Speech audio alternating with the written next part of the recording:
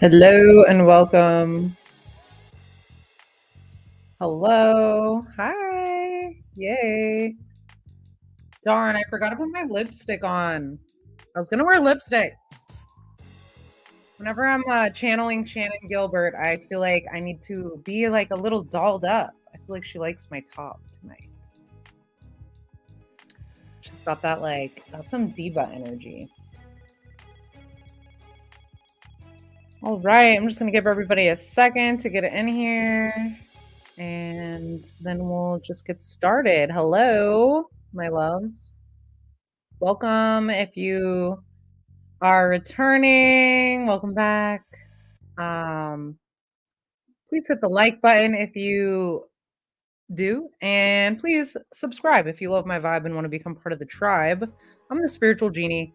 I'm a psychic medium, and I, in the past year or so, have found myself in this particular niche that is the true crime spiritual realm. A niche I could have never have imagined I would be in, although you hear stories all the time of psychics helping the police and law enforcement help, solve cases or working with the government and things like that. So psychics have been being used for this kind of thing for years, but I've found that I'm a good medium here. I'm a powerful medium here, so I have an ability to channel all kinds of different spirits, right? They come to me quite easily.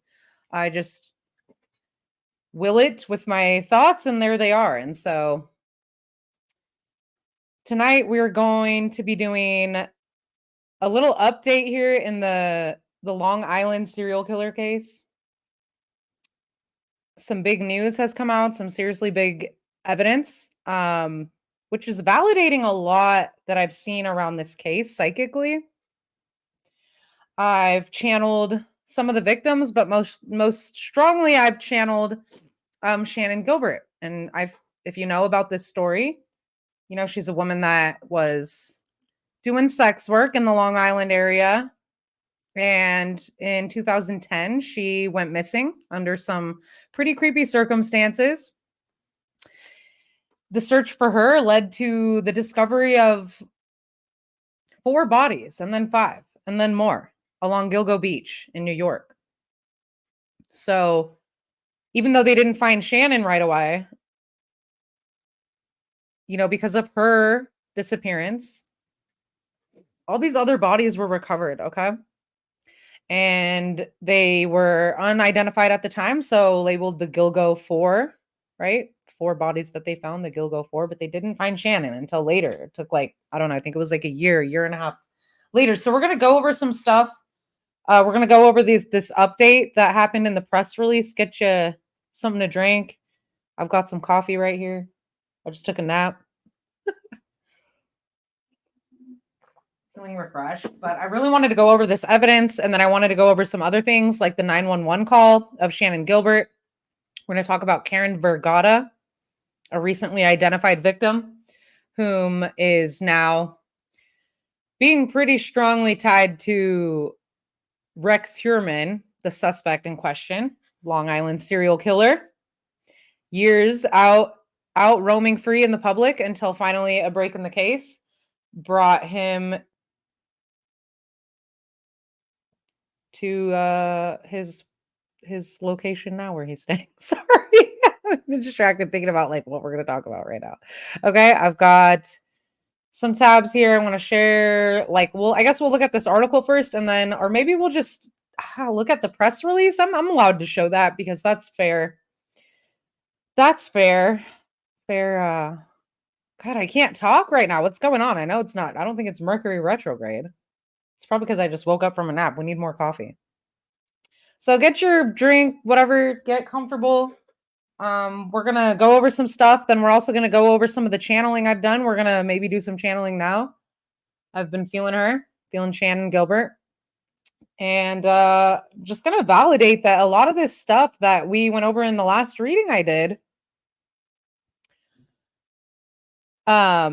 is coming to fruition. Okay, it's all actually coming to light. So I really feel a strong pull from the spirits of the victims on the other side to get justice here. Okay. Praying for justice. We pray for justice for the victims. We do this for the victims. We do not do this for clout. I don't get that much clout anyway, but this is all for the victims, right? And the victims' families. I have actually done mediumship for, in one instance, a mother of a victim in one of the cases that you probably have seen in the media headlines. I'll keep that under wraps, but yeah, I do want to offer my services to those that are in need. So if you know anyone that needs, reach out, please hit the description. You can find a link down there to my beacons, which will let you get in touch with me should you need a reading or know anyone that does. I am taking private readings at this time, but that's not what this is about. So let's just get going. I do this for the victims. And tonight we're talking about this press release that came out in the case of the Long Island serial killer. So let's just get right into it. Let me add this to the stage here. Oh, okay. That's that one. But I think first. And I lost it. Maybe I decided to close that one. Okay, well, hold on. Let's get this back.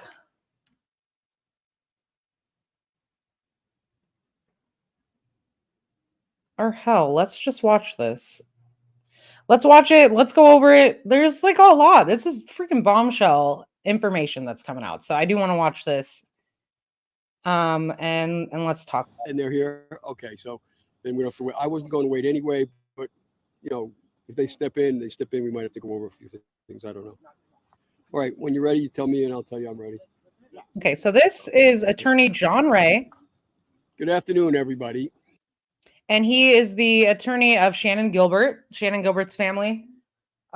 He's very diligent. Okay. He also has, I'm going to say he definitely has a flair for a style. Okay. I see your comments there in the comment section, but I'm going to have to like stay focused a little bit more here tonight. And then we'll get to comments and stuff like as we get rolling. So. Alrighty. So yeah, John Ray, the attorney, and this is the new Suffolk County Police Chief. Came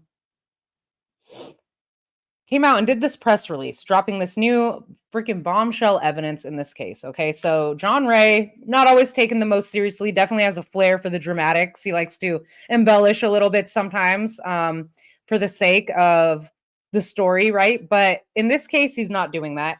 And he has done some really good work here in bringing some really, really creepy stuff to light. Okay, so more witnesses that have come forward to tell some pretty scary stuff. So John Ray he's been fighting against the powers that be, who've literally tried to cover up anything involving Shannan Gilbert's death being related to like a homicide or this Long Island serial killer. But he has always said that he feels, according to the autopsies that have been done and everything, that Shannan Gilbert was indeed murdered.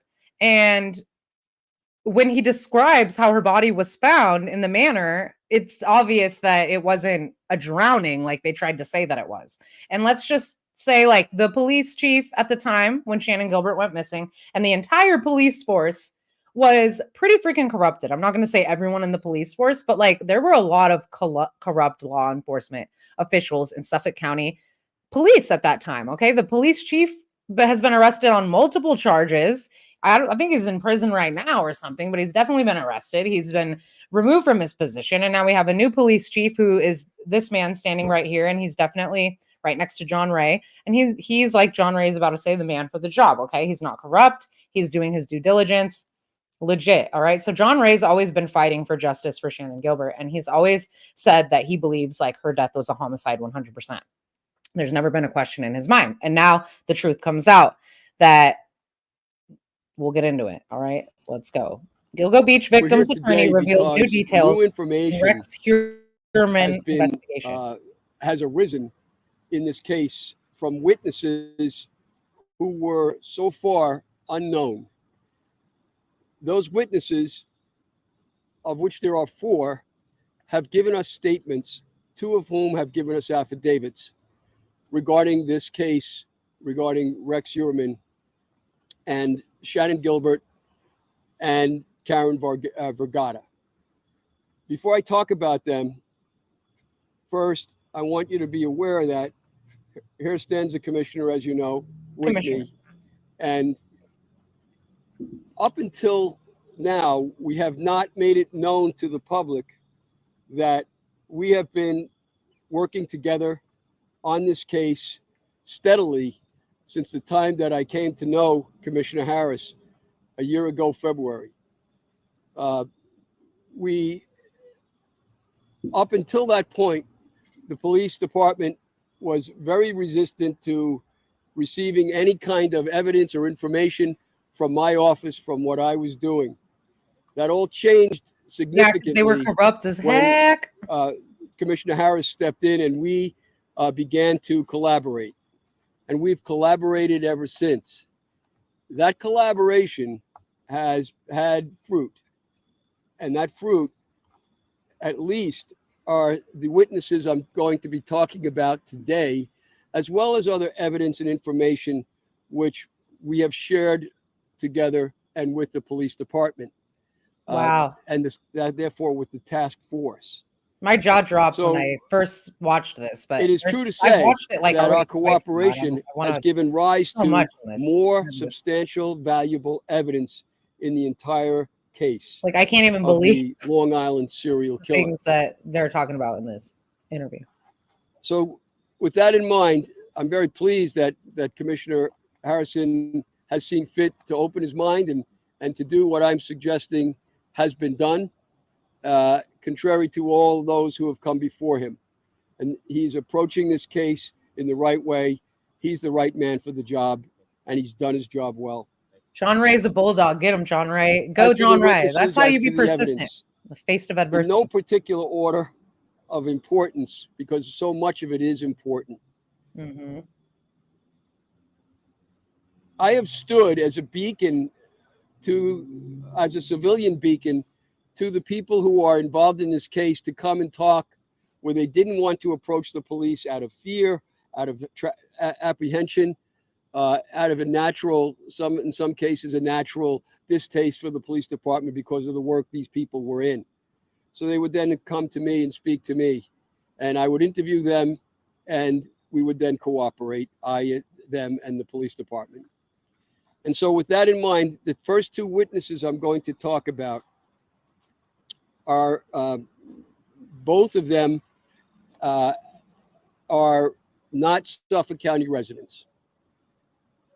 I should point out that we obtained from these two affidavits, their names will go unmentioned. Their names are blotted out of the affidavits, but the affidavits will be available to you right after the press conference.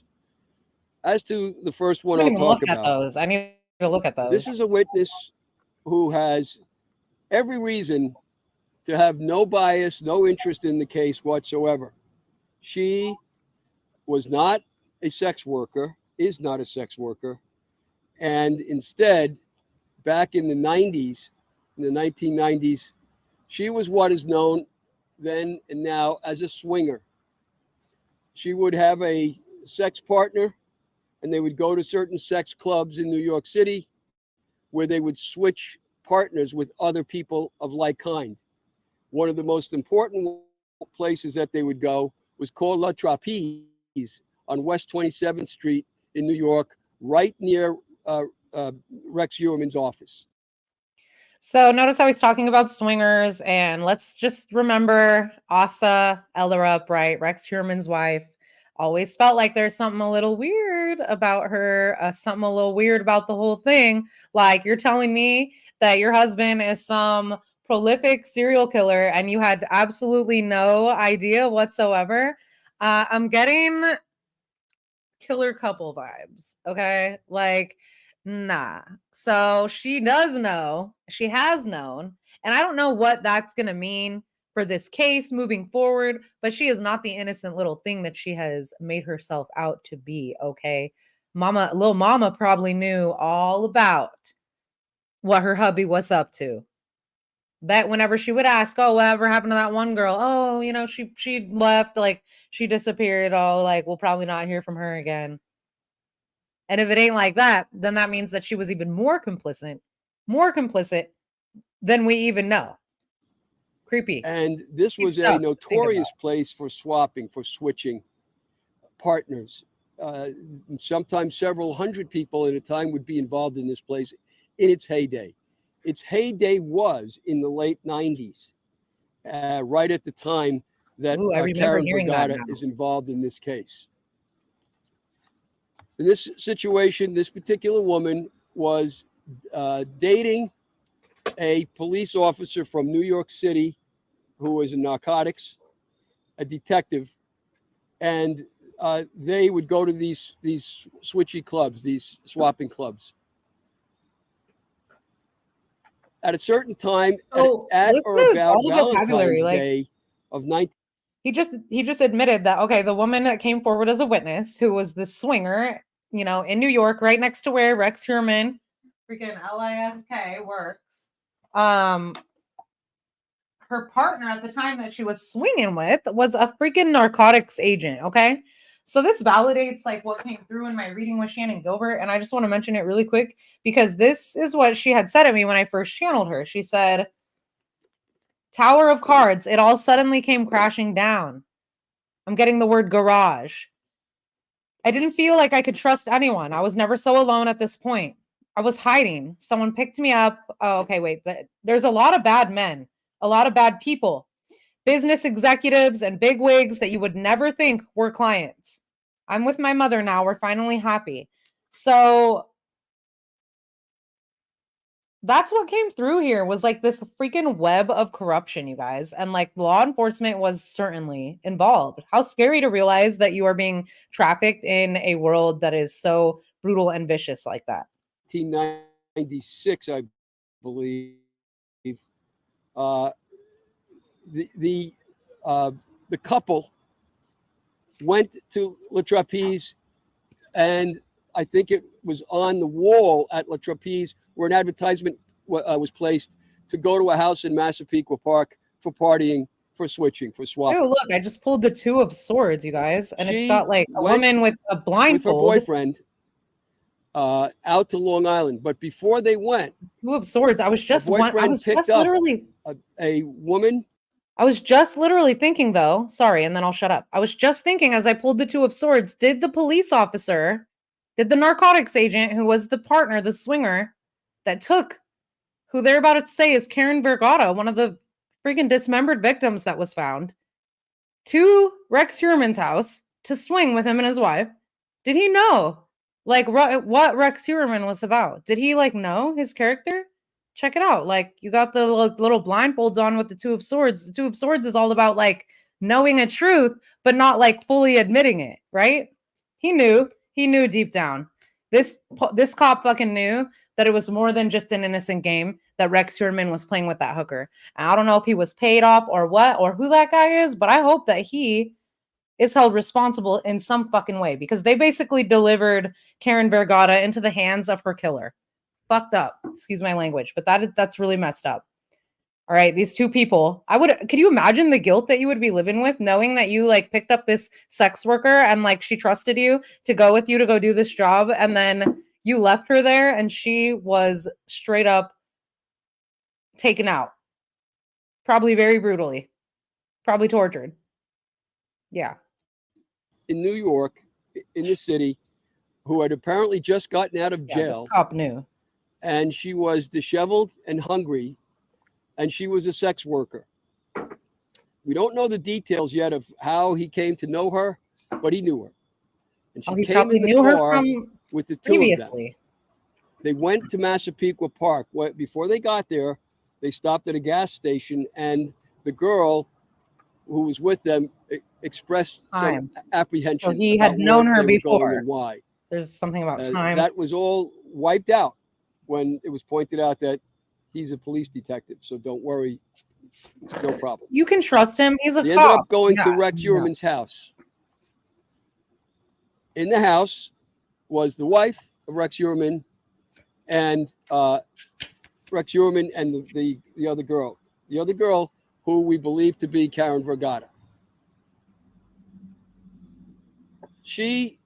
This girl disappears downstairs at the house. Rex Heuermann disappears. And according to our witness and other witnesses I've talked to, when men are swingers with their partner, very often they switch sexually. They go back and forth between male and female. And so Heuermann freaky deaky leaves the main floor and disappears either into another bedroom or downstairs. It's not clear. That's scary. And so his wife hella knew for a long time. The witness talks to Rex's wife. No. She doesn't give her money want to have sex like she had expected to occur because our client believes because our client is an African-American woman. And on top of it, Asa is a racist. Look at that. A racist. Didn't want to sleep with the woman because she was African-American. Well, thank God for her. Honestly. Wow. That reminds me of Peaches, though, and why they were saying they didn't think Peaches was one of the Long Island serial killer victims because she was African-American, I believe. But maybe his wife didn't like African-American women, but maybe he didn't mind. Rex seems like he was into anything and everything as long as he could. And Heuermann didn't like that. Ellorup, rather, didn't like that. So there was no sex between them, as was originally planned. Instead, the sex is between Heuermann and the other man. Dang, okay, like freaky deaky, okay. And we remembered one of the other victims was an Asian male dressed as a woman. And Rex Heuermann actually had in his search history, he had like bondage, PORN, that literally said like Asian twink dressed as like a woman or whatever.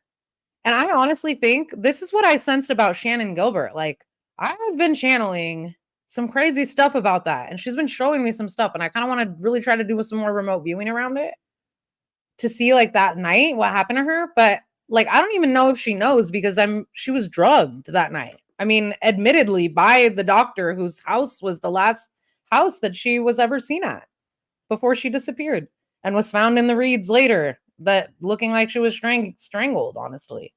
Face up. Oh, but she died of natural causes. Face up in about like 1 inch of water. I don't think so. You don't drown in an inch of water when the sun is coming up and you can see in the horizon. So I'm wondering if Corrupty Corrupts, where Shannon Gilbert was about to turn a trick that night, actually freaking called somebody to come in, take care of her. And she ended up at the Dr. Quack's house down the road. And he was like, come in, you can trust me. And she tried to get help from him. Guess what he did? He gave her drugs to calm her down. What do you think happened after that? Ding, ding, ding, ding, ding. I got your girl from down the street. She's out. She's sedated. You can come and get her now. So either Michael Pack, the driver, did it, or like they called Rex Heuermann and they wanted to get Shannon Gilbert because she had already had an interaction with Rex Heuermann in the past, which is what they are going to talk about in this at interview. Some point, the aggressive person witness that goes dealt looking with for her partner and is kind of Rex upset Heuermann. that he doesn't emerge. He emerges. So she knew him. And finally, this whole thing is about. They leave and kind of in a hurry. But when they leave, as they're leaving, the witness points out that she could see in the window looking out the girl that had come with them. And she says to her driver, her partner, what are we doing? Are we taking her? And the partner says, don't worry. They're just playing a game. She stays there. No problem. With that, the girl runs out of the house naked and is running in front of the garage. And now the witness says, hey, shouldn't we be taking her? Something's wrong here. And the driver tells her, nah, they're just playing a game. Leave it. And they leave. She never hears about the incident again. She distinctly remembers Heuermann. She also had intercourse with Heuermann that same day. And she kind of who would have intercourse with him? I'm sorry, no. Until what?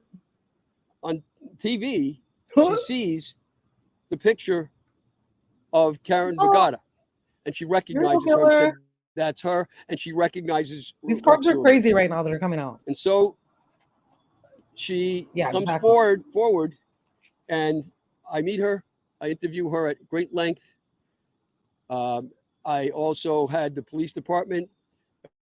Uh, we arranged for detectives to interview her, and I found her story. I interviewed her for 3 times for a total of 9 hours, and I found her story to be credible.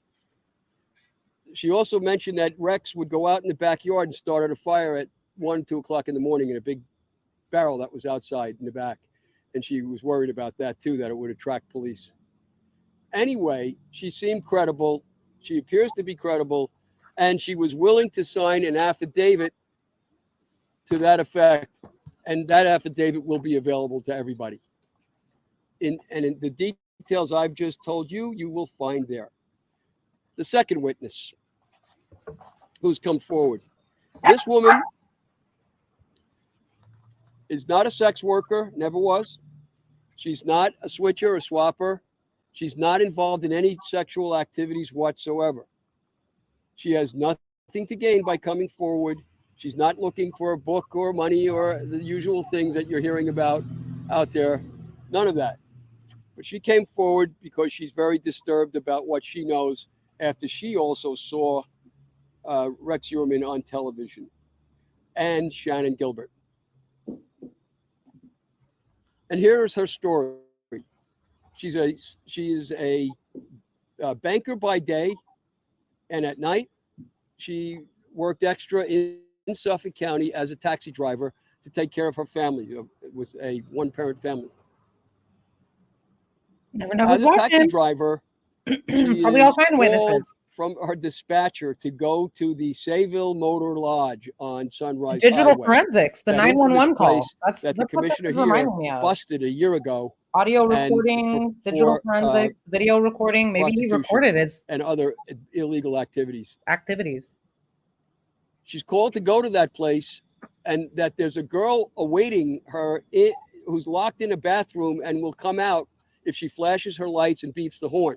Wow, scary. And she goes there and does that several times. It doesn't work.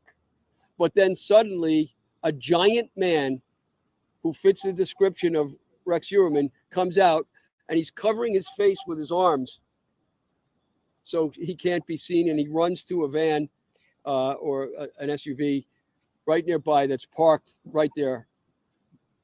She continues to flash her lights and beep her horn, and out comes a girl, crying, shaking, very upset, and gets in her car.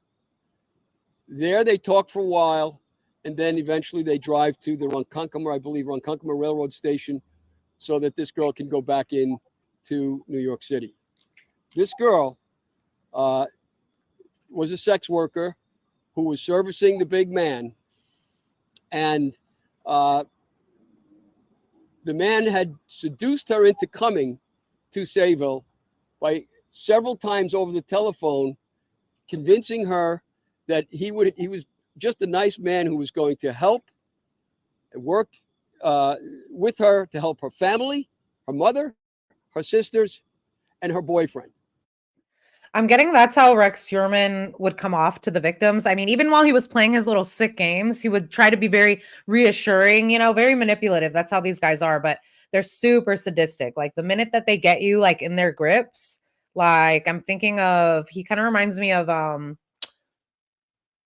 hold on. Oh my God. The freaking clown guy, Gacy. He reminds me of John Wayne Gacy a little bit, kind of a lot, actually. They have a similar arrogant energy. And John Wayne Gacy was very, very, very sadistic to his victims. He would play little mind games with them, but he'd really groom them. Like before he would get them in a position where suddenly he'd handcuff them, or, he'd tie them up, or he would bind them. And then all of a sudden that freaky side would come out, and it would be like, okay, like now I'm going to have my fun with you. And like, the games are over, but for me, they're just beginning. Like that definitely, yeah, very, very sadistic energy. Bundy was like that too. Yeah. All charming at first. Cause I mean, Rex Heuermann, even though he's like a freaking ogre of a man, still somehow got plenty of people to sleep with him. He had plenty of sex workers that trusted him enough to like to go near him, you know, but I'm getting it would come out sometimes. Like he would say freaky things and he would do freaky things and it would freak people out and they would suddenly realize they were probably in Shannon danger has when a they were, like, mother, in his sisters, and a boyfriend at presence, that you know, time. which happened to She had her Shannon hair over here pulled back, apparently. and And she was because buried, she often wore concealed, wigs. hidden, deleted, and then a whole cover This up. girl turns out to be Shannon Gilbert. Mm-hmm. Now Shannon I knew is it. I had a feeling lured about into that. doing this particular tryst, and she's given an envelope or shown an envelope by the man What are you doing? You that looked like it was stuffed full of money, and he tells her there's $1,000 in there. It's for you and your family, no matter what happens tonight. She looks in the envelope when he goes to the bathroom, and it's stuffed with paper. And so she panics and realizes something's wrong. So she goes in the bathroom, and he had become very aggressive, very angry. She goes in the bathroom, locks the door, and calls to get a cab. And that's how she comes out. They speak for over an hour. I So told you. I was the just driver thinking, are the knows her cops well involved? and Were they notices involved? that she Oh, has yeah, a they were. drooping eye, Hella cover up. which is characteristic of Shannon, and also a characteristic cover of up. her family, by the way. Dang, that's all I going needed back to know. for a Crawl space, generation or two. basement underground. And It did have so a she creepy notices that, and it helps her to remember dungeon. Shannon when she sees her later on. Now I'm thinking about That's the the first dungeon, part and of they the were like, story. no, It it's not a doesn't end dungeon. there. Yeah, I'm pretty sure it This was is part a two. dungeon. Several Sure, days or weeks later, it's not clear, and this is all occurring in the fall of 2009.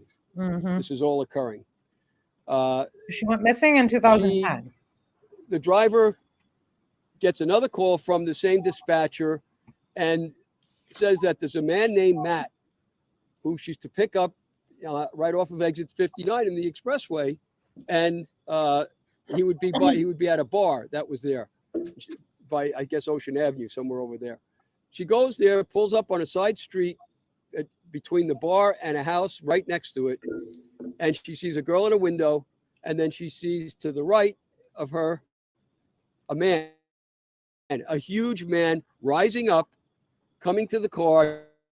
He's dressed in camouflage, and he and in the back. He sits on the edge and leans over and starts talking to her, and she's watching him very carefully in the mirror.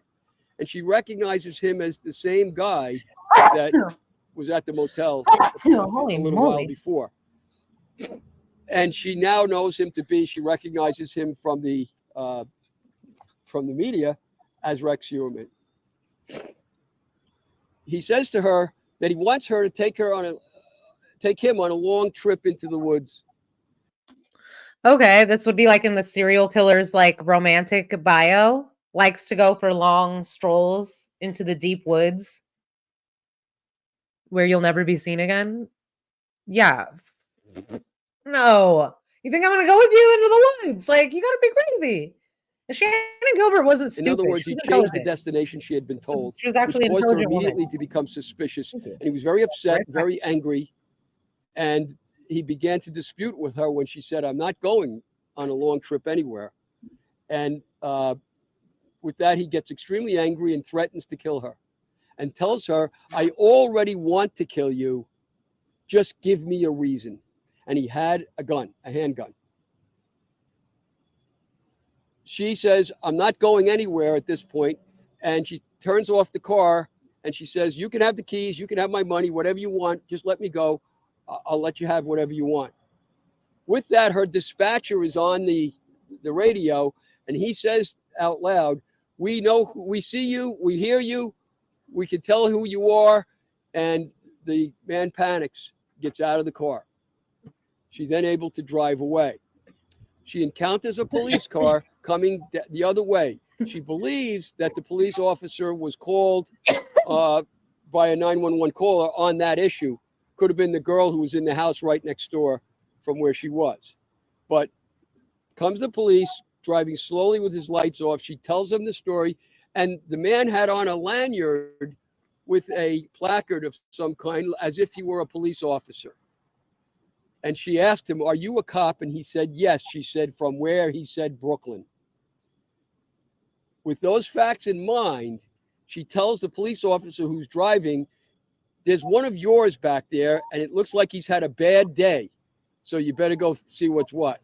Words to that effect. She later on hears from her dispatcher that this man, went into the woods and fired off his pistol twice. And she recognizes him very clearly to be Rex Heuermann when she sees him. So she's given us this affidavit as well. They recovered a lot of fucking There's a pattern guns that's developing here of Rex Heuermann, a lot of guns, being somebody who crazy amount of guns, actually. traces 200? down, tracks down people, and haunts them. And Shannon Gilbert would therefore be no exception. Now, the third witness has not given a statement. So my thoughts on that is, dude, I don't know. Was he like the disposer of the police knew there's a cover up going on. There's a massive cover up going on. Okay. These cards are so dang accurate. These cards trip me out a little bit. I made them and they're awesome every time. And there was a huge cover up and a very, like I said, intricate, involved network of corruption going on. I feel like people would these guys would lure their victims and, by promising them like, oh, fame, or we can get you out of trouble, da da da da da, right? So it's kind of crazy to me that I feel like a lot of the police knew, and they knew who Rex was, like even if they maybe didn't fully know, they definitely looked the other way. And if these women were never seen again, nobody ever went asking about it. And I could just hear them saying, like, who cares about a bunch of dumb, like, hookers, That's kind of their mentality, this misogynistic, hateful, predatory mentality of like, oh, well, they're just hookers anyway. And that's so sad because they're people too,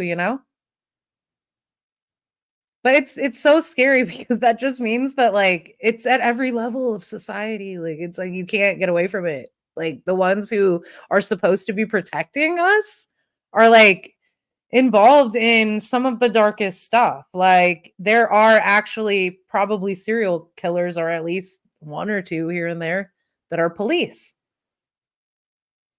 I mean, if you know that someone's a serial killer and you're handing them victims, you might as well be one yourself. It's complicit. 100%. Statement yet.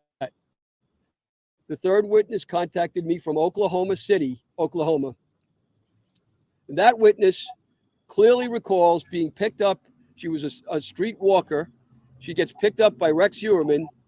He in Queens, and he drives, I think, near the big center there in Queens, and he drives her into a park in Flushing, where he makes her keep her head down at all times, commit oral sex, and then he has a pistol in his hand and tells her, "Get out of the car or I'm going to kill you. And don't do anything except what I tell you to do or I'm going to kill you." Oh my God. So she gets out of the car. Terrifying. And he tells her, before she does, he tells her, "I want you to pick up another person, another customer." She gets out of the car and immediately pulls up another SUV, and a man driving it, an African-American man. And the guy that picks her up is white. And she gets in the other guy's car. And the driver, Rex Heuermann, follows the car. They go. Finally, get out of the car because she panics and pulls the wheel because she sees a cop car coming. So the cop sees them. I don't know if it's like that. I think it's just that they're all corrupt as fuck, and they were all involved in this whole freaking network. Talks to like, look how planned out it all is. And the other driver gets out and walks back. So everyone's ass is on the line. If the truth ever comes out, it's on all of you. So everyone's equally complicit in the whole thing. She also has no reason. So Rex gets found out. Everybody gets found out. So nobody was trying to. I know her name. Everyone was just trying to cover everything up all the time. I've given it to the police. They're aware of it, and presumably they're investigating it. You see the pattern. There's a pattern of a guy who likes to play kind of sporting games with the sex workers, chases them, haunts them, hunts them. That's what we're looking at here, we believe, anyway. The He just fourth said, witness, and I'll it's a finish on that, trophy. she his comes trophies. from another state, and she's contacted me as well. I have very lengthy notes and recordings of what we discussed. She was a sex worker for many years, back in the time when all of these killings were occurring, and she serviced Rex Heuermann. She said that she would service Rex Heuermann over 20 times, and that he was a Oh my serial God, when I come to that user freaking swamp of or sex marshland, you workers. gotta be He kidding would me. sometimes have I them made come this 2 one. at I a was thinking time about the to Gilgo his Beach. house, Sick. and his wife was home upstairs, and in one instance got very angry at one of the sex workers because the wife believed that the worker had stolen an iron from, Wow. for ironing clothes, and had it in the car with the driver. So the driver had to get out. Everybody had to search the car. There was no iron, but the wife knew about it and knew Sadism, yeah. about obviously what was going on in order for that to happen. So Sadist. she says that in her experience with Heuermann, he was never impolite. He was always nice. He was always funny. He treated her well, and there was no violence. But he certainly had contact with Rex constantly for a period of several years. See? That's as much as I'm able to tell you. There's plenty of other Ooh, new and evidence, it was a lot. which I think it would take too long at this point. Okay, we're gonna stop right there because we're not gonna watch that whole thing. But holy crap, that's a lot of dang information. Wow. Wow. So this was a piece of evidence that was recovered. Probably one of the most disturbing pieces of evidence. It's definitely like a mural or like a painting of a woman that looks to be with bruises and like cuts and to be very battered. So that's the type of art Rex Heuermann liked to have around. And now there's connection to 2 other victims besides the Gilgo 4. I think it was 3 that he was getting pinned with 3 so far. There's enough evidence to connect him to 3 of the Gilgo 4. And I think Maureen Brainerd Barnes, was that the one that they were trying to still connect? I can't remember. I'm pretty sure they're going to be able to connect them all to him. But now they've got 2 more for sure. We've got Fire Island Jane Doe, which is Karen Vergata. Hold on. Oh, I think I put some pictures right here, like in the overlay section. Oops. So Karen Vergata was known as Fire Island Jane Doe for years. They just recently identified her due to DNA or something. I can't remember exactly.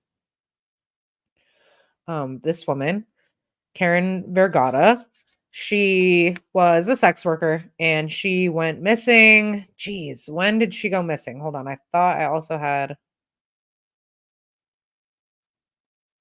No, I didn't. I had some other tabs up.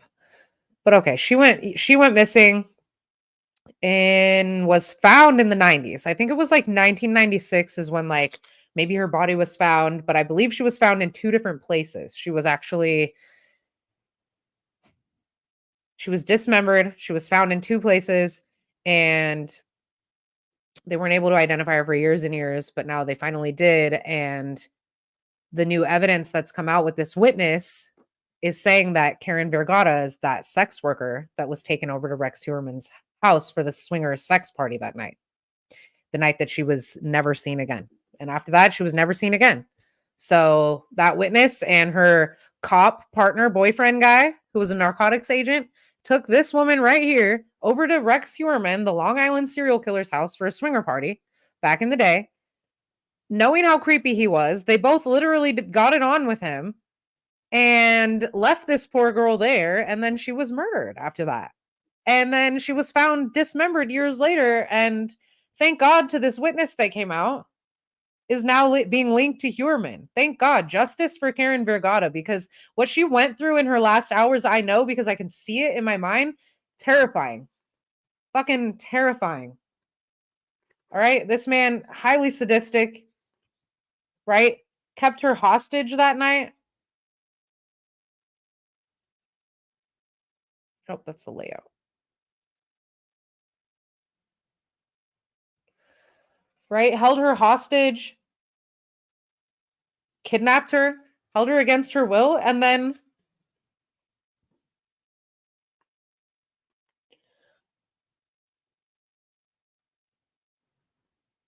for hours, I'm getting it, went on until he finally did his thing and then disposed of her in the most horrendous way. But now that we know his wife knew she was there and her hair was found on 2 of the other bodies, did she know? Did she help? Oh my god. Did his wife freaking help? Like, oh yeah, let's see. I think I have other overlays so we can show, but no, I'm gonna look it up. Hold on. This woman had dared to put a GoFundMe out there and act like a victim. So if anybody sent her money, shame on you. Should have listened to your intuition about that one, because this lady likely knew her husband was a psychopath. Rest in peace, Karen, and I really hope justice.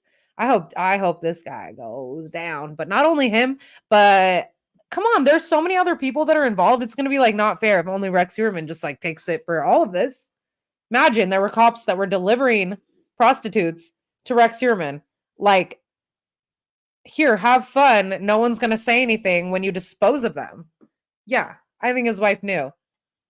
I think his wife knew. And people sent her a bunch of money, and that really freaking makes me a little upset. No, a little more than upset, but I can't really voice how I truly feel about that on YouTube. But it's disgusting. It's pretty gross.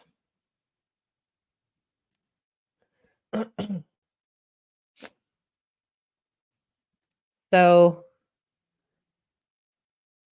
this tab says, God, you fucking pop-ups. Why? The world of ads, so annoying. You can't look at anything without just getting bombarded by ads. Ads. They're gonna put them in our brains one of these days. All right, so there's his wife looking all innocent, right? Looking all innocent, but she ain't. Okay, she is not. We now know that this woman is actually probably complicit, maybe even more than anyone. They're like actually like a dynamic duo over here. A real killer team.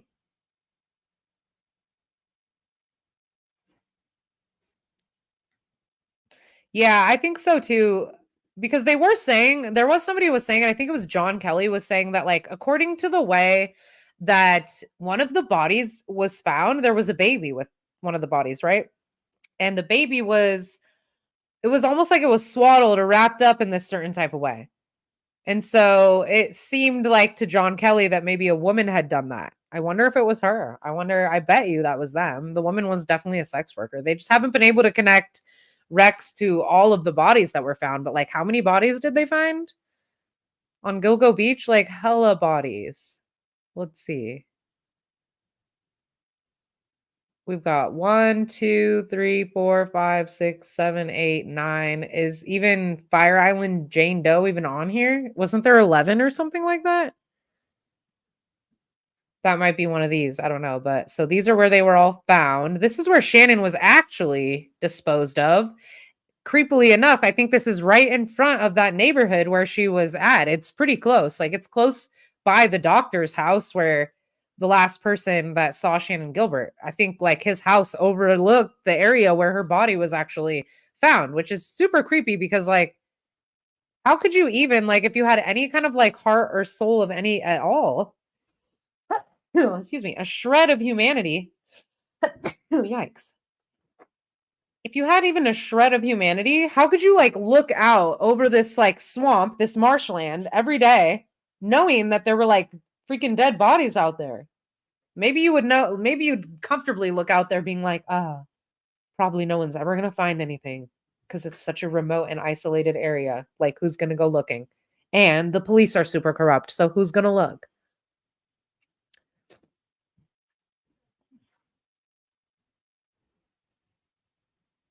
Freaky freaking stuff. Asa Ellorup. That's so crazy. This information.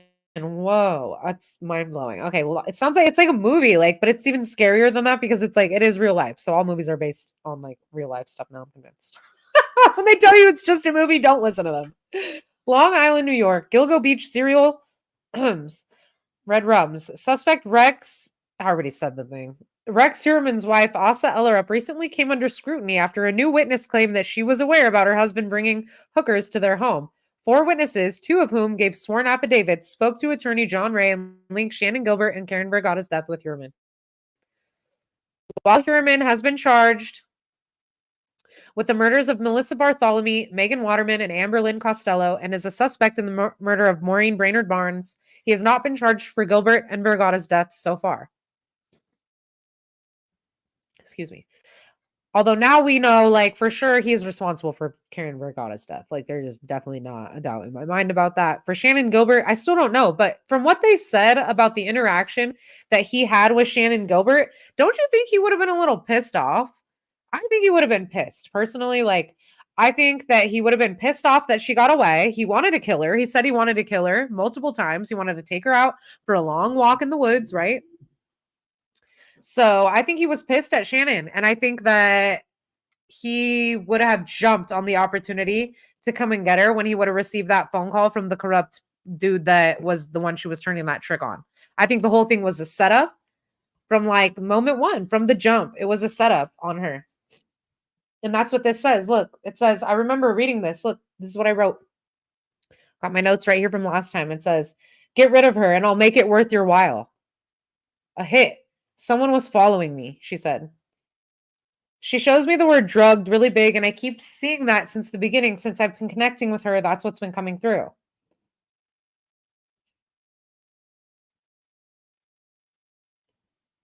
Conspiracy shows up. The word conspiracy, really, really strong. I was getting that word. Look at this. Did Dr. Hackett have anything to do with your death? Showing me the word conspiracy in bright lights like a neon sign. Is there corruption or was there a great deal of corruption in law enforcement during this time? Makes me think there was. Police Chief Burke is very corrupt, and he was chief of police for many years. Hackett is a police surgeon. Whatever that is. Maybe he had connection in LE. He did. He worked for the police. Peter Hackett was the doctor who drugged Shannon Gilbert, and then she was never seen again until she was found out there in the marsh right by his house. Maybe he had connections in LE, and he knew he could get away with killing Shannon. She says, pack of wolves, bad apples, sickness, easy money. Paid off to shut up.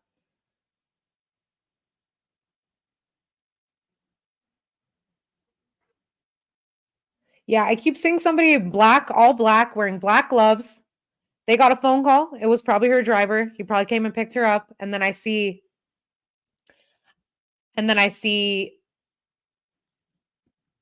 let's see. She was high risk. Like she was starting to know too much. She was like too smart, I think. I think they realized that, but I see her getting strangled. I see that they said that there was a strange little hole in, I think it was like one of the bones in her throat. And then the hyoid bone was missing. So, or was it cracked? I can't freaking remember. I thought it was missing, but I think now it was actually cracked, which was consistent with strangulation, right? And we have that. We have that right here in these cards that I just literally pulled as I was shuffling while we were watching that. Suffocate, can't breathe, lose oxygen, cover up. Everything I pulled, swamp and marshland. Like, are you fucking kidding me? Of all the cards in here, this big ass deck. Look, big deck. Those are the ones that come out. Okay. Sadism, no empathy, no remorse. Wow. So, yeah, I'm getting it was a plot on Shannon Gilbert because she was starting to know too much. They're like, oh, she's like a smart hooker, She was intelligent. She was going to school. Like she had dreams, She had dreams. She wanted to be famous. And I feel like she was lured into that world with promise of like, that these men had all these connections and they were going to help her and they were going to help her get,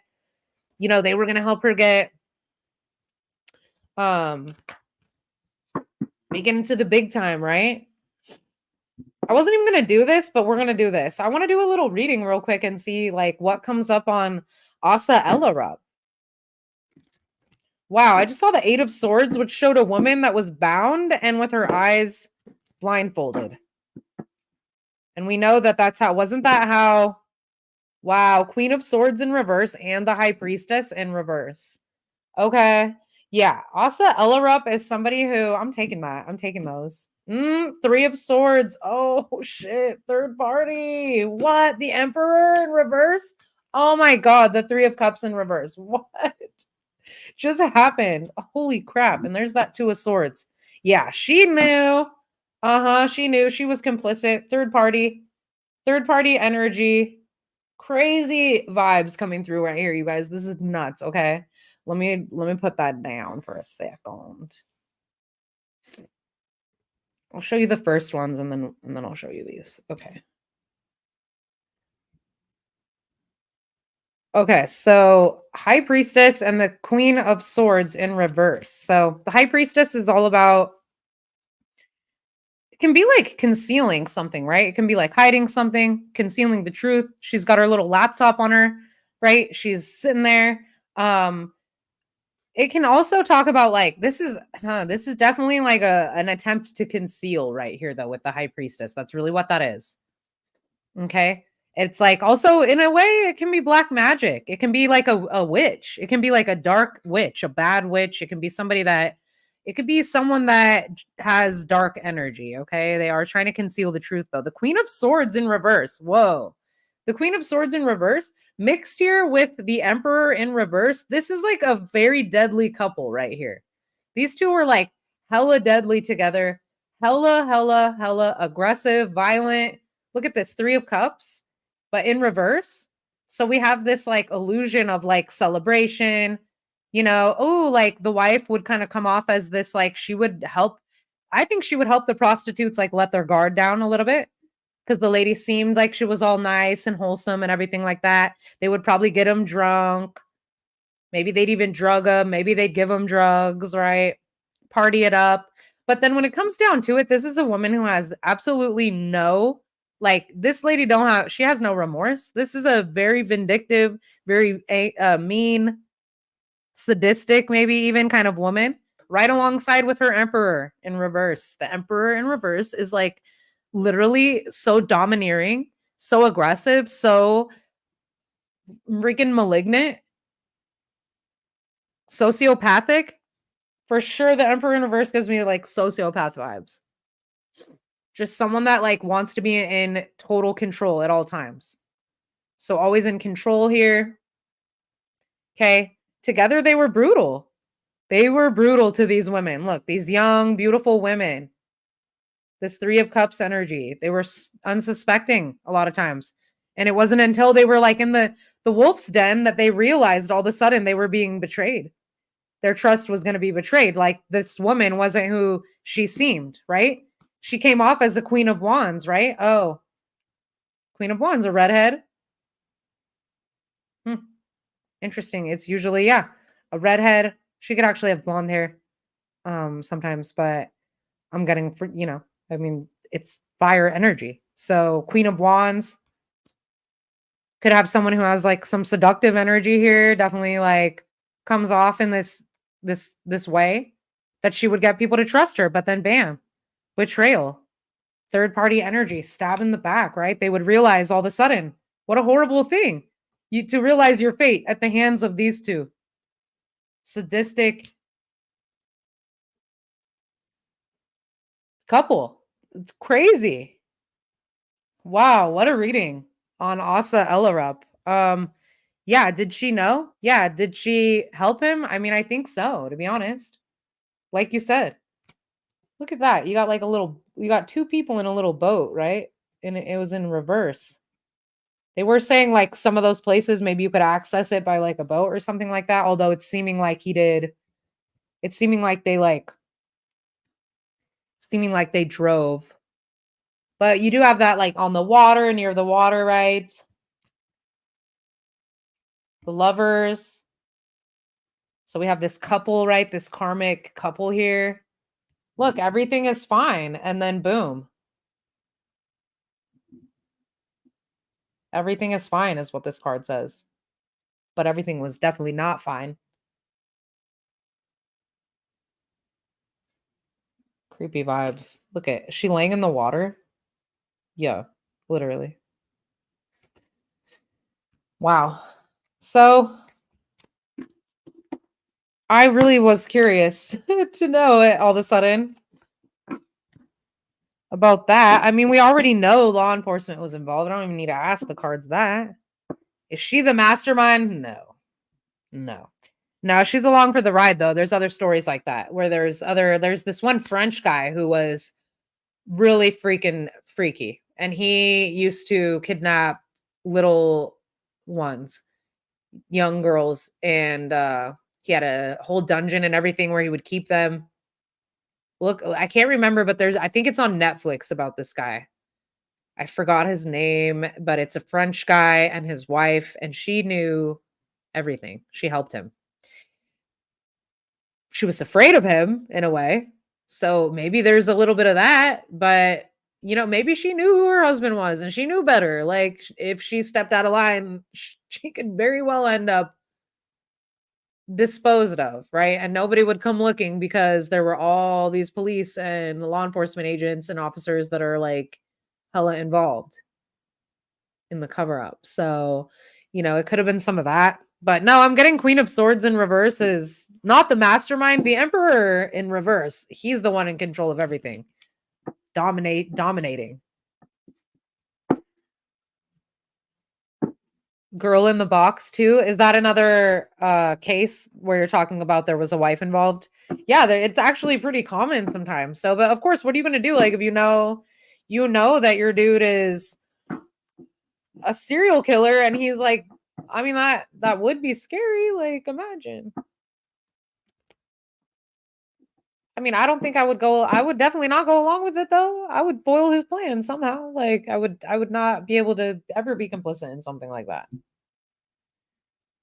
Not me. I'm too much of a fighter, but I would never, that's why I'd never be married to someone like that. Actually one of my people before have been very sadistic in their own way and abusive toward me, and they eventually realized I couldn't be controlled, and so I was just not fun for them anymore. But this one, I don't know. She has dark energy. I don't trust it. I don't trust it one bit. So let's take a look at, this is like trigger warning, okay? Probably y'all have listened to this before. This is true crime stuff, So trigger warning, we're dealing with crime-related subject matter. So if you're easily triggered or if this is something you're going to find disturbing, please click off. This is Shannon Gilbert's 911 call the night of her disappearance morning. Hello? Hello? Hello, you dialed into the 911 system. How can I assist you? Hello? Yeah. Do you need the police? Yeah. Where? That's good. Where? Who's there with you?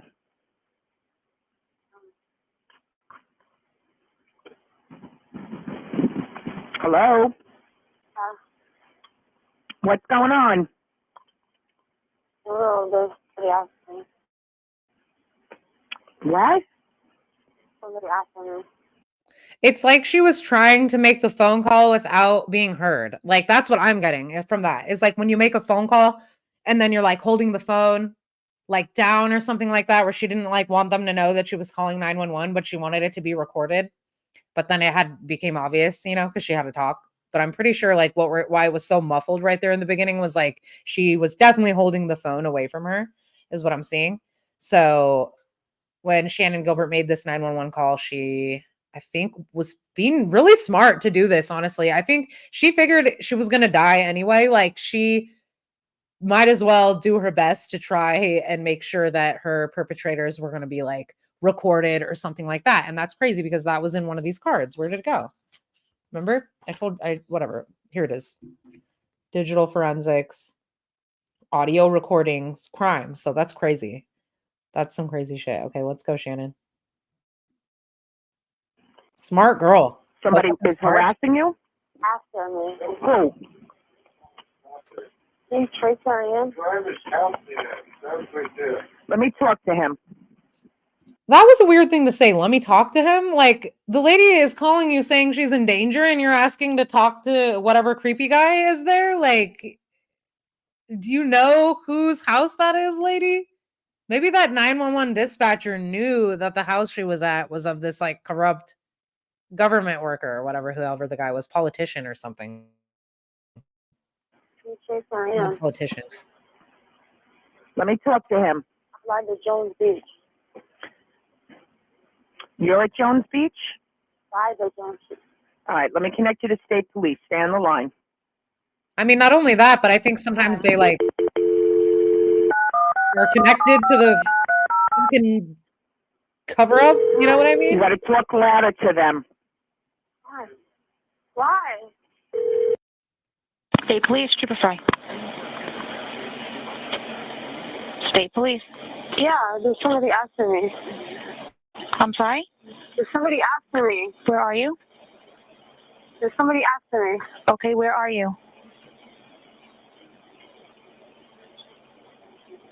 There's somebody after me. Where are you, ma'am? I don't know. You're driving right now? No, I'm inside the house. I'm sorry? I wonder if she's like in a inside the house. bathroom or somewhere like What house? hiding. I don't know. Can you trace where I am? I'm sorry? Can you trace where I am? That's why I guess she was No, just I trying to can't. talk like really low, but What's she your couldn't. After a callback while, number she you're had to calling just kinda from? talk regular. Huh? What phone number are you calling from? Somebody's Bet you she's in after the me. bathroom. Please. Are you in Suffolk County or Nassau County? I'm in Long Island. Where on Long Island are you? Yeah, 911 can be stupid sometimes. Damn. It's like they harass people when they call. Maybe they're just trying to extract as much information as No. possible, but No. No, stop. No. one of the voices, honestly, at some point, it fucking sounds like Rex Heuermann. Like, it sounds like Rex Heuermann was there. I know they say he wasn't, but nothing was investigated the night she went missing. This call didn't even come out for a long time. This call was a mystery. They completely covered this shit up. They would not release this shit to her mom.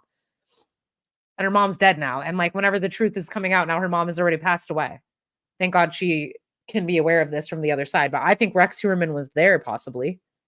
He might have even fucking been there. Like, seriously, it sounded like his voice at one point. And I don't know, maybe he wasn't, but like, she knew she was in danger. She totally knew. It's so sad. Where in Long Island are you? In Suffolk County? Nassau County? Yeah. Huh?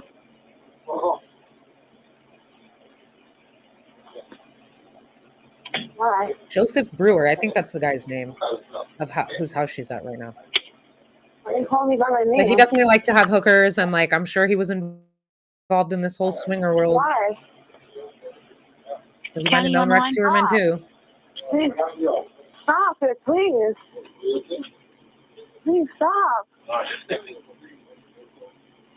Please. Can you shut the door? No, time to go. Please. Please. Please. Go that way, please. Come on, let's go. Come on, we're all going outside. Come on, go outside. Come on, all of us. Come on, we're all going outside. Come on. No, please. Come on. Please, come on. Please. Come on. Why? She didn't feel safe to go out with him. Why?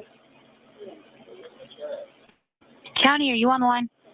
She did not feel safe to leave with her driver. Like, I don't know. I think at this point she was just like feeling like maybe it'd be safer to just like stay put right there on the phone. But they're trying Why to get are her you to doing leave to this go to me? outside, you know, and she's like, I don't want to go outside. Like, Doing this. What county are you in, ma'am? Doing this. Why are you calling me by my name? that's so creepy. They're not supposed to call them by their name, and like it was like either like Please. you know who you No, are and please, everything no, about you, girl. No, stop You it, know please. too much. Stop it, please, please, stop it. Please, stop it, no, please, stop it. Please, stop it, no. Let me fix that. Please. Please, stop it, no, please, stop it, please. Please, stop it, please. No, what are you going to do to me? What are you going to do to me? Stop it. Please, get him out of here.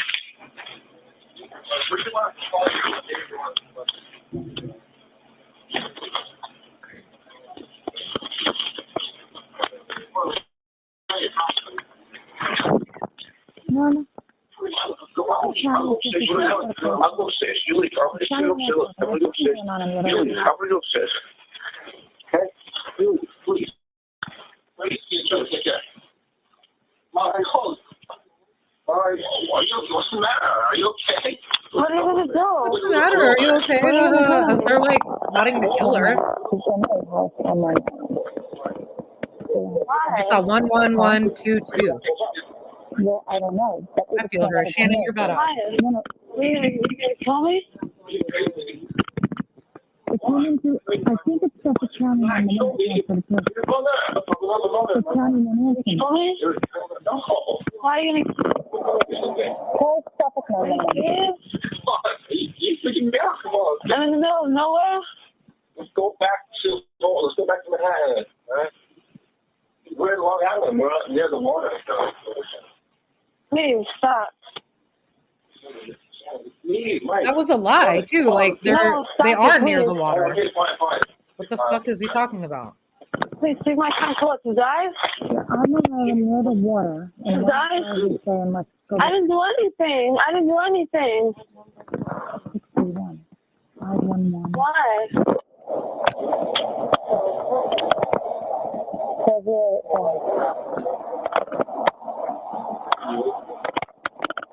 Mike, you feel that?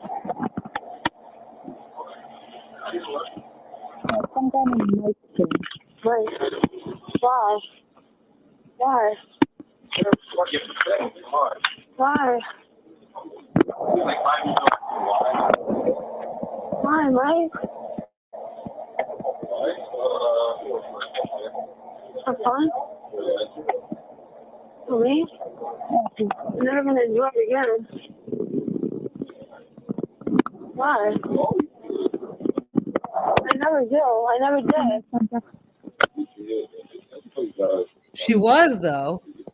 She was. She Right, definitely please. was at his house, and it was right there in Right, that neighborhood please. where she went running down the street and hit two or three different houses on her way, and only Please. received help from Peter Hackett. He was the last person to see her, but she definitely was in that neighborhood that night. There's something I don't know what phone she's calling from, but You're gonna kill me.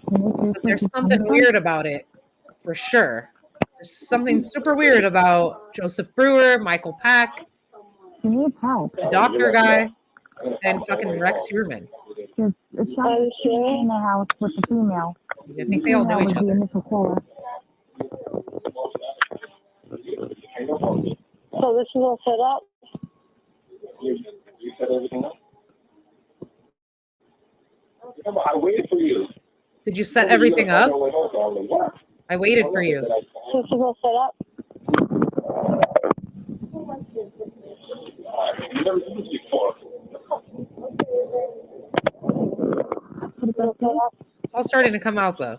And I think more is going to be revealed Why? because it is the will of these beautiful souls. They get justice. All right, I'll This say is I was bad. lying. Everybody did her so dirty. I was lying. They did? Why? It was a 631 number. Why?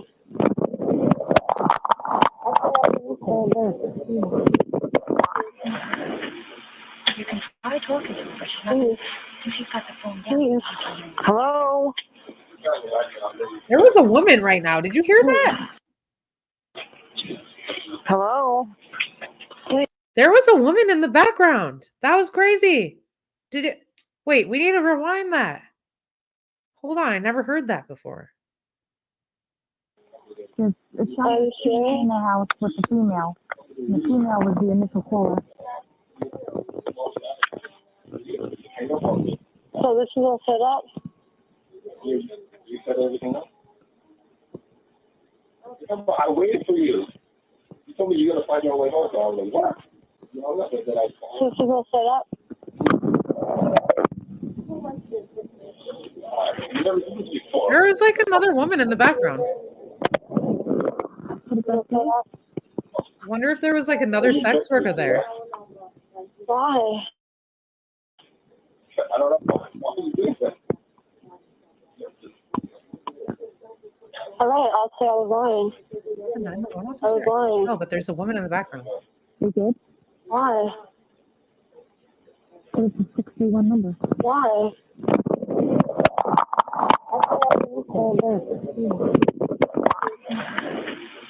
You can try talking to her, but she's not. Please. She's got the phone down. Please. Hello? Yeah, you can hear like another fucking woman in her bed right there. Hello? Please. What's the matter? What happened? Hello? Please, get me out of here, Lace. Unless that's like the TV in the background or something, but no, I think there was another woman there. Hello? You're being sarcastic I'm gonna have to go over this again. about this. You were part of this all along. I just met him just now. You were part of this all along. Talking to her driver.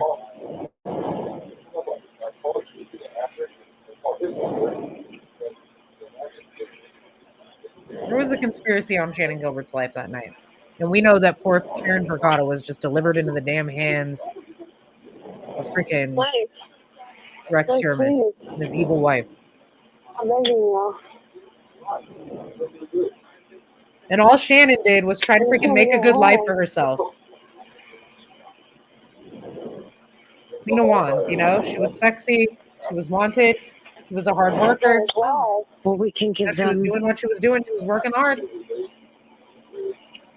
Trying to make her dreams come true. 573. She was fucking stabbed in the back. But look, there's like 10 swords in the back of this woman. So I think so. 10 plus people involved here. What? Yeah. Look at that. 3 of Pentacles. Work, being observed. Look at the woman being naked Why in are you this sitting part. there knocking about this house then? So Something's gonna happen to me. There's nobody outside. Yeah, you could call it, You're okay, right? but we're not going to know where it is. Little. in the County should call it. Please. Every time Ken and the tries to put something over. Yeah, okay. Why the Fine. one thing? Get out of here. What's the phone? Oh, it does?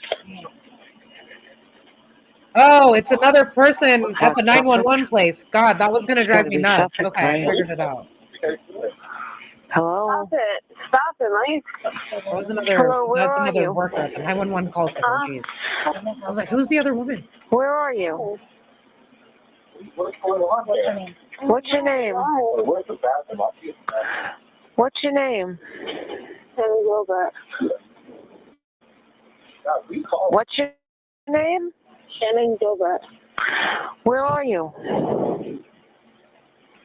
I'm by, I'm in Long Island. Kind of freaky, like she doesn't know exactly like where she's at. And You know, like they what's wrong? didn't want to like Huh? they didn't tell What her like where she happened? was. She just got driven there by her These people are driver. trying to kill me. Where are you? What's your address? Dingbat. It's a funny saying. What's your address? What's your address? Oh, Mike, stop, Mike. Here. Mike, stop. Mike, stop, Mike. Mike, stop it. Where are you? Mike, stop it. Mike, stop it. What's your name, Shannon? Huh? What's Mike, stop. Come here. Where are you? What's your address? Hello? You want me to call the police? Yeah, hold on, and then I know you're coming to. I mean, I know they're supposed to just keep them talking, so they probably just ask like whatever. But Okay.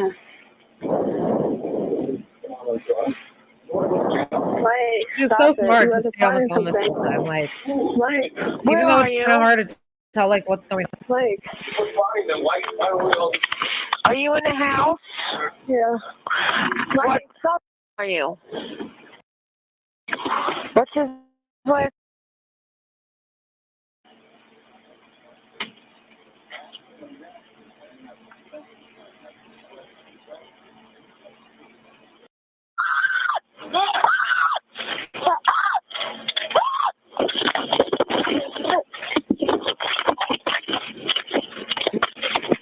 So she's like obviously being chased at this point. Now she's running.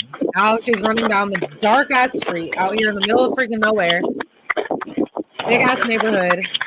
Houses are big as fuck with like a good amount of space between them. Running down the damn street trying to fucking get away from who's chasing her. I think it's her driver.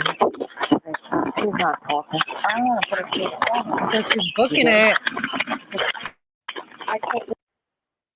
She books it, goes down the street to, I mean, and to answer this title, no, but we're going to talk about this fucking guy again for a minute. So she runs down the freaking street, goes to a woman's house. The woman obviously does not open the door. She continues down the street to a man's house. He does answer the door, but he doesn't let her in. And she's like, someone's chasing me. And all of a sudden headlights come. And so he said he kind of seemed patronizing to her a little bit, to be honest. And she was like, obviously very terrified. No, they did not tell her exactly where she was. She got driven way out here, like out. It was a pretty good drive to get out there. It's not just like right there. It takes a little while to get out there. It's way out there, Richie neighborhood, way out in the middle of freaking nowhere out in Gilgo Beach. So, oh, well, F you outside. Someone just said down there. Crazy. So, no, pretty isolated out there, far away outside of the city and whatnot. So she didn't really know where she was exactly. And that's kind of how it would be. Sometimes I think they'd just take her to the jobs and she wouldn't always know what was what. They'd just pick her up pretty quick notice and then she'd go. And the drivers are like hired a lot of times by the Johns, I think. So you can't trust that. You got to know it's very possible that like Rex Heuermann could have known Michael Pack. We don't even know who Michael Pack was. Like there's like no history on the guy. That could be a made up name for all we know. And I've talked about that before, but I mean, that's honestly what I think. I think it's crazy that none of this was investigated immediately after she disappeared, that it took as long as it did. But the reason why is because it's a massive cover up. And we know that now because of the new evidence that came out. So this guy, dude, come on, man. A little bit longer. So this guy, Peter Hackett, this says, is he the Long Island serial killer? Because a lot of people thought it was really weird after, everything happened. And the fact that this guy's one of the last guys that sees her alive, it's bizarre, right? I'm sure it was mind-boggling to her family and super frustrating. Horribly. Lost Girls is based on true events. I haven't watched it, but I'll have to watch it. That culminated into the most mysterious case of contemporary times in America. Mari Gilbert's search for her daughter led the cops to 4 dead bodies, followed by a bunch of others, including Shannon's, in the surroundings of the private neighborhood of Oak Beach. This was the case that horrified everyone and continues to be an enigma even after all these years. Well, not anymore. While there have been a number of suspects in the case, one involvement in the list case continues to baffle people. Here's why. We've already looked at this in the other video, but whatever, I'm doing it again. This says, but okay, so no, we know he didn't, but he definitely, I think, was involved here. Okay. Considering the fact that the cops had grossly mishandled the case, especially after Richard Dormer was replaced by James Burke, who eventually turned into a suspect himself, who was the police chief, one can understand where Mari's faithlessness in the police department comes from. Because they didn't take the case seriously as they should have, one can say that their deductions about the case might not be worth taking to heart. So yes, there is still a possibility that the first fact that raises the alarm is that he called Mari Gilbert, Shannon's mother, twice. The first time he called her, Mari hadn't even realized her daughter was missing. In the call, he said that he runs a home for wayward girls and that he had briefly taken care of Shannon. When interrogated by the cops, Hackett denied the whole thing until the phone records came out and it was proved that he did call Mari. This calls for a number of questions. I'm getting guilty conscience with that for sure. So someone had a guilty conscience, so they were like trying to, maybe he wanted to say something, but he just didn't because he changed his mind at the last minute. Where did he get his number? What is it from? Shannon's cell phone? Did he look her up after Shannon was gone? And if it's the latter, was he just checking up on Shannon because he cared about her well-being? Then why did he say to the cops, as well as the media, that he had never talked to Shannon or Mari? If he had done nothing wrong, why did he lie? There are a lot of theories about what actually happened that night, but the police department has maintained that they don't think Hackett had anything to do with it. Oh, they say that he has a history of exaggeration and of forcing himself into something that he has no business being in. He just likes to be the center of attention when something major is going on, and maybe that's why he acted this way. Sounds like a lie. A lot of people, on the other hand, have found Hackett calling Mari to be consistent with Lisk's pattern. Well, whatever. We know that he's not the Long Island serial killer, so. But doesn't mean he hasn't done creepy shit, okay? Let's see. And this is the reason why Rex Heuermann essentially got caught, was because previously another victim's sister had received phone calls from a person who taunted her saying that he had killed Melissa and that he would kill her too. The calls stopped after a while, which has led people to believe that it was because the killer knew that he was being traced, which led them to deduce that it might be someone in law enforcement. Ooh. Peter Hackett worked in law enforcement, so there's that connection. And he lied about the phone calls. Hold on, let's see. That guy, oh, freaking heck. It's not going to talk about it in this article, but he did say that he admitted, like, he was the last person basically to see Shannon, and that he like sent her on her way or something, but he admitted that he took her in, gave her drugs to calm her, sedate her. Then I see him making a phone call, calling Buddy down the street, calling somebody in the police department, being like, hey, come get this girl. Okay. She's acting a fool, running down the block, being crazy. I got her here. I gave her some sleepy meds. She ain't going nowhere. And so probably Mr. Driver Man also knew where she was, and he might have gone down there even and gone looking. So I don't know. I don't know the level of involvement. I just think that it's deep and thick and mangled and twisted. A twisted, mangled, gnarled web of corruption here. That's coming to light and being exposed. Dear God, yes, please expose the darkness, Lord, and bring justice to all these victims. Because I truly believe, I had a download the other day when I was on the phone with my mom. I just want to say that the victims, you know, when you think about like, okay, like we have soul purpose, right? We have these like higher missions that we're meant to fulfill in life. We don't know what those missions are sometimes, right? And it can be a huge mystery as to why do certain people get taken off this earth in like such a horrific way, right? Why would any soul choose that? But you think like what ends up happening as a result of like more victims, you know, when a victim is truly loved, the people that love them won't give up on the search for them, right? Or search for justice and answers.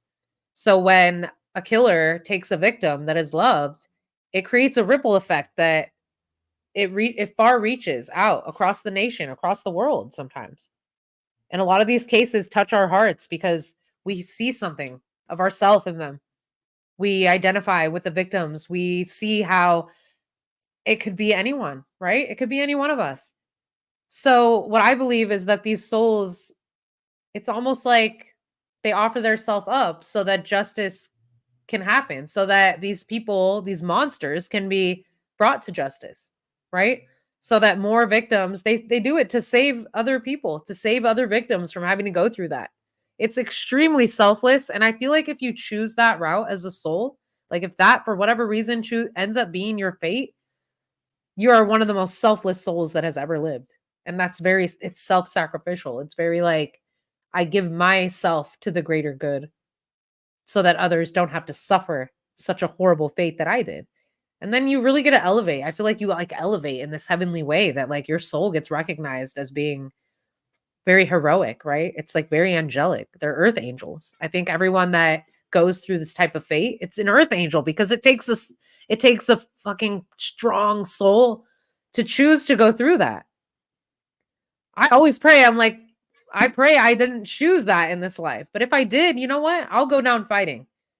And hopefully I'll be the one to foil their plan so that they can't hurt anybody else. So I truly believe like all the victims in these cases, you know, in a way, it's like on a fifth dimensional, like higher vibrating, like expanded consciousness kind of way. They're like the sacrificial lamb that gives their self so that others don't have to find the same fate. That's my theory anyway. Not really a theory, it's a download. It's more like the souls, like my higher self, like as a medium, you know, I channel the dead, like I do. I channel these victims. They come to me. Why? Who else are you going to go to? The people that can hear you, obviously. Their stories need to come out. And I like doing these ones because it's super validating that like,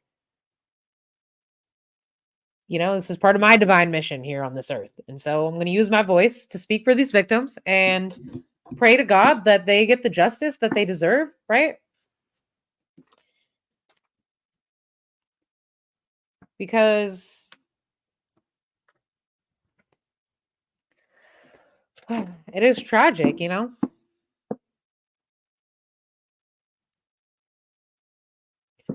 Yeah, like that scream was blood curdling, right? I thought it was blood curdling, and she sounds like she is fucking booking it down the street. Like she don't care if she kicks her shoes off, she is running for safety.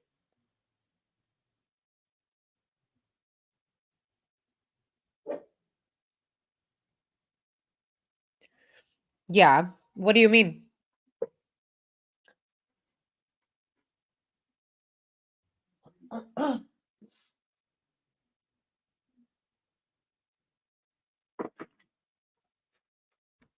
That's a lesson for your own soul, you know what I mean? Like being reckless and then finding yourself in a situation where you've suddenly crossed over or crossed the line or you passed away because of your actions like that, you know, that's also written into your contract as a soul. You choose. I believe you choose your life here, and you know what like lessons you need to learn, you know what mission you need to be on, you know?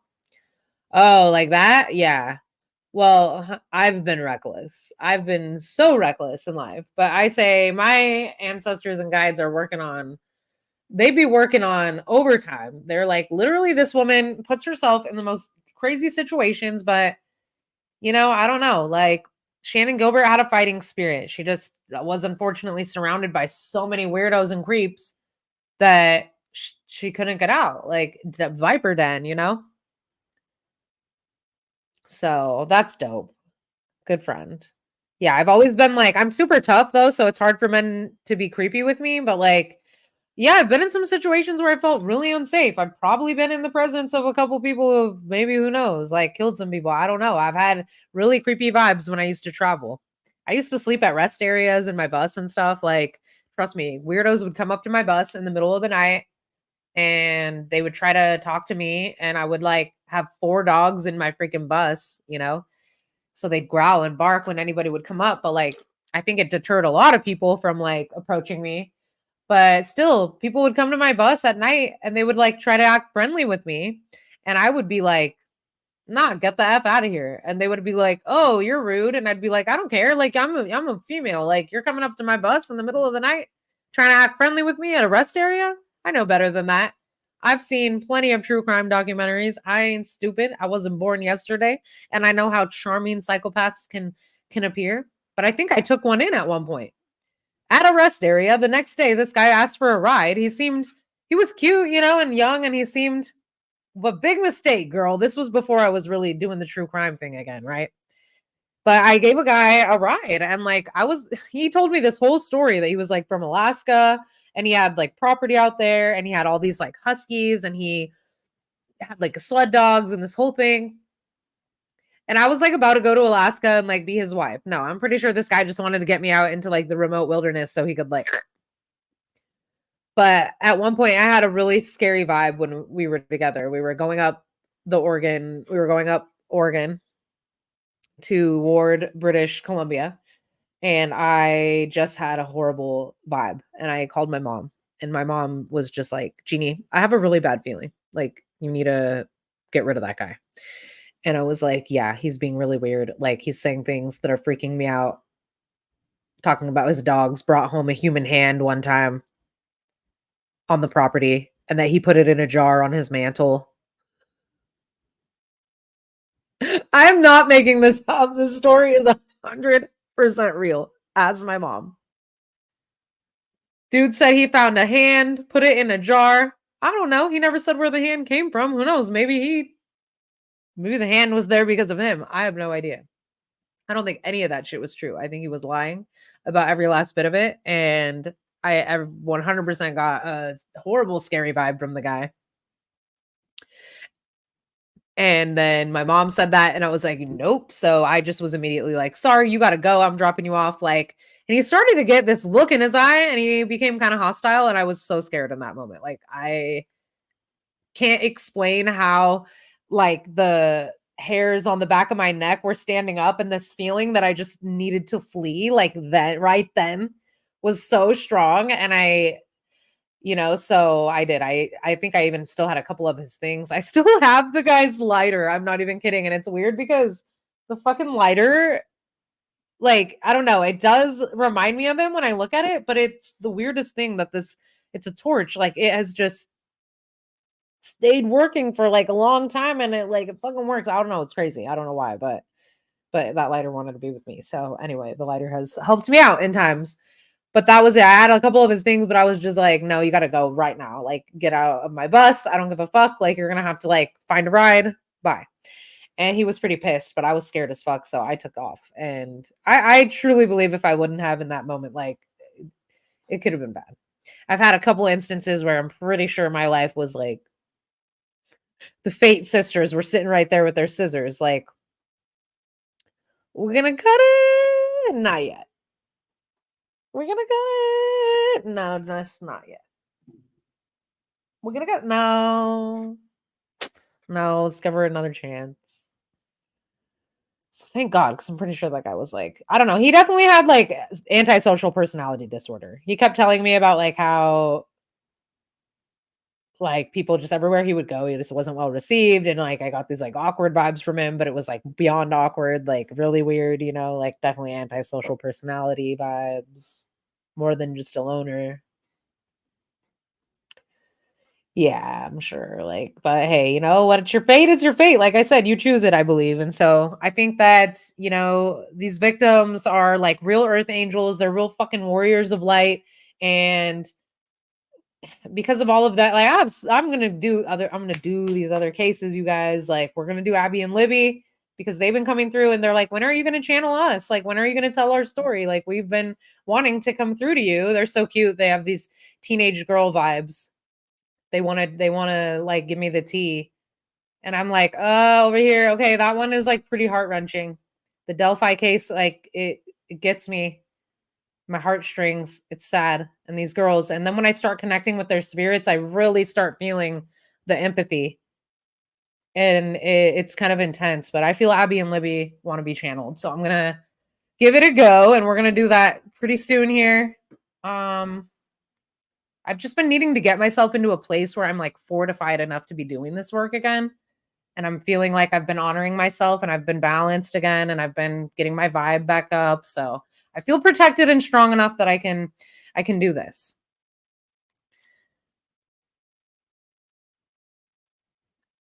I guess I just need to start like hammering them out more. Like between working and doing this, like there's a balance, Can you send me a link or something? Send me a link to the story, to her case.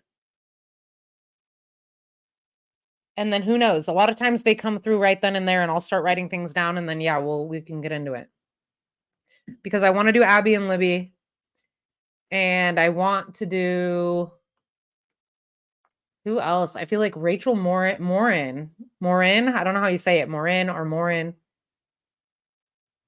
I would like to know. Yeah, will I look into it? Sure, but it'd be easier because, like, sometimes oh, okay. Look into this one. Yeah, all right, just you guys send me an email. My Beacons link is on my page, so just go there when we're done. Shoot me an email. Send me requests there, and I'll do my best, okay? I'm not gonna make promises right now, and I try not to, like, commit before I know I can, but I'll do my best, and we'll see what comes through, you know? Why not? Okay? So, yeah, dang, I would really like to help law enforcement, like, find Rachel Morin. I've just been saying Morin, like, I'm gonna go with Morin.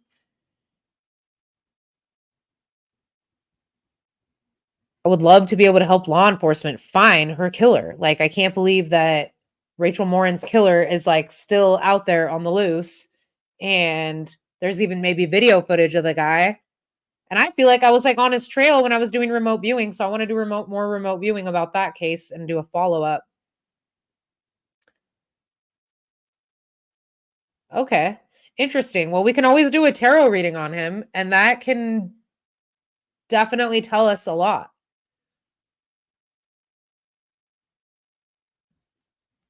Doesn't have to be, like, super long and drawn out. This live is going on for quite a while, but that's cool. Thanks everyone for coming to hang out, and we're gonna wrap it up there. I did just kind of want to, like, tie everything back together because a lot of what I had seen in my previous channeling sessions with Shannon Gilbert, and just around this case in general, definitely coming to light. And so I wanted to see how that all tied in with the new evidence that just came out in the press release, and also listening to Shannon Gilbert's 911 call a little bit more, kind of seeing if we can hear any clues, or, it does help to, like, hear her voice and to, like, connect with the energy. So that's it for now, my babies.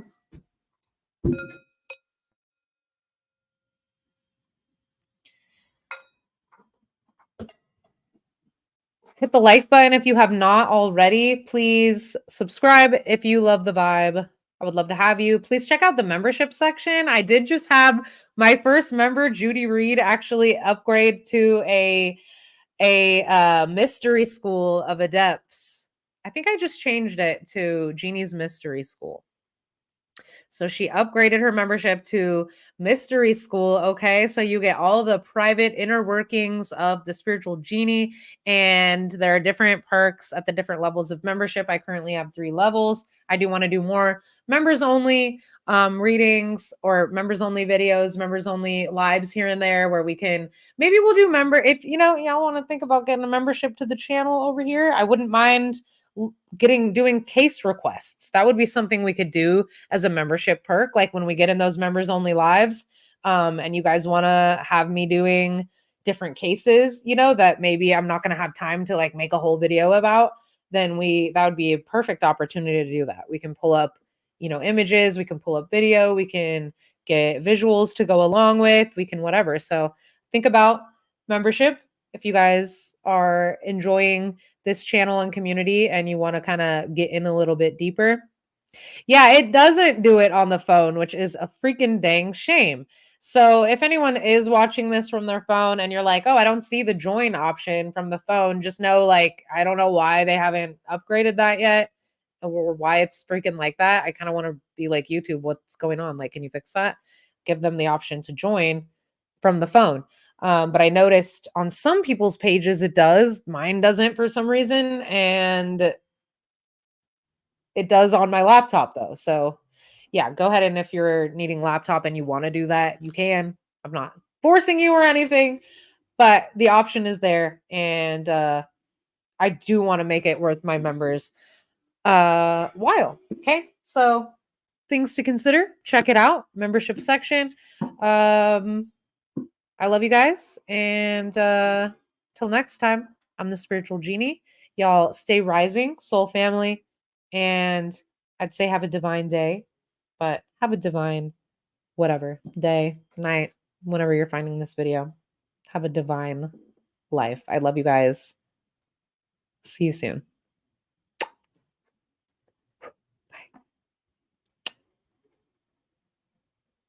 Oh, no, bye. Oh, let me go ahead and take that. Yeah, or maybe there's a way I can, like, I don't know, I'll figure it out. Gift memberships on this channel in the future, something like that. We'll work it all out. I love you guys. You guys are the best. My little community. Thanks for standing by me. I will always appreciate you guys as my A1 day ones. Never forget it. All right.